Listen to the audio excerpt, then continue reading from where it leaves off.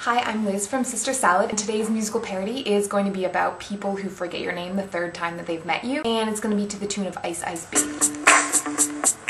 Ice, ice, baby. Just kidding. Actually, sorry, there's not going to be a musical parody in today's video.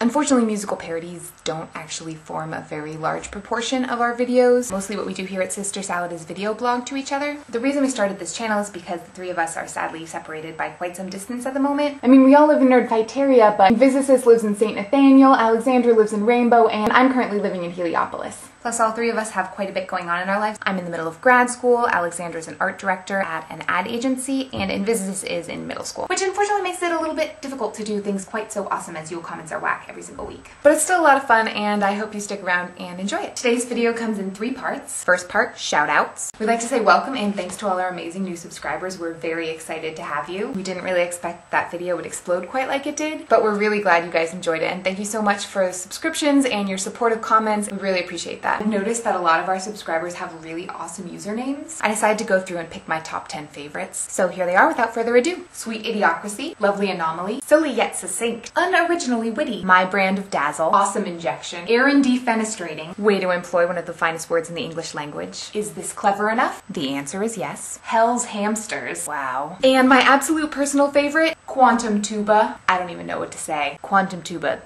That's just awesome. There were a lot of other very excellent usernames as well, which I'm going to be scrolling over the screen right now so you can see if you made the runner-up list. And not every username is intended to impress me per se. So if you're not on this list, you're still a cool person. I hope you don't feel slighted. We still really appreciate your subscription. I'd also like to make some shout outs to our haters. We got a lot of awesome haterly comments on our rap video. My personal favorite is the girl with the spooky hire is wired. Question mark, question mark, question mark, question mark, question mark, question mark, question mark. Question mark is right.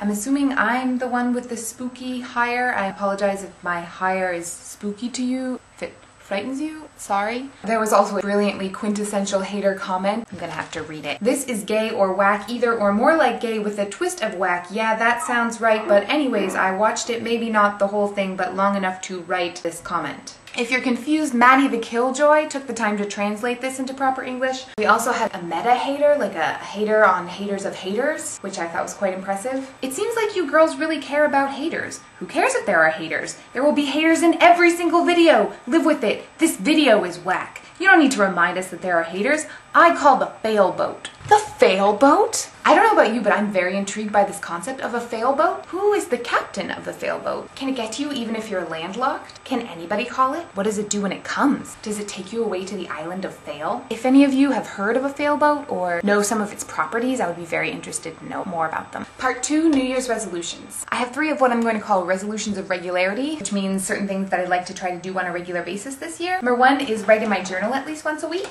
Number 2 is go running at least once a week. I've decided the way I'm going to motivate myself to run is by allowing myself to read a book for pleasure on the treadmill while I'm doing it. I'm starting with the Brothers Karamazov, which I've never read before. Resolution of regularity number 3, and most important, I am going to make a Sister Salad video every week, even if it's kind of lame and kind of short. I'm gonna make one, I promise, hereby. I also have 2 long-term overarching New Year's resolutions. First one is to finish my thesis.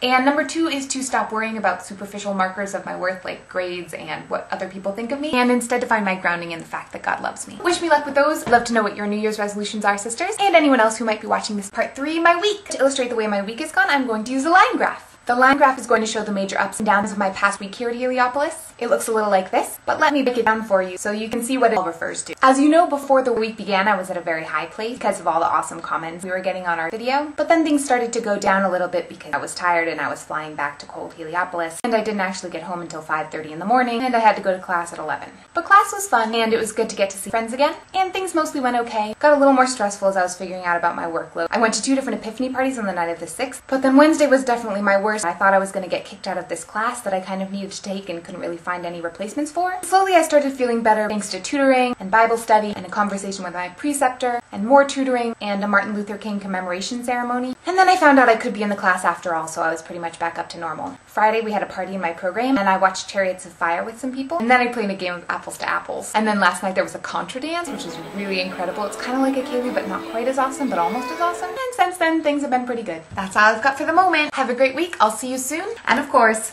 best dressings!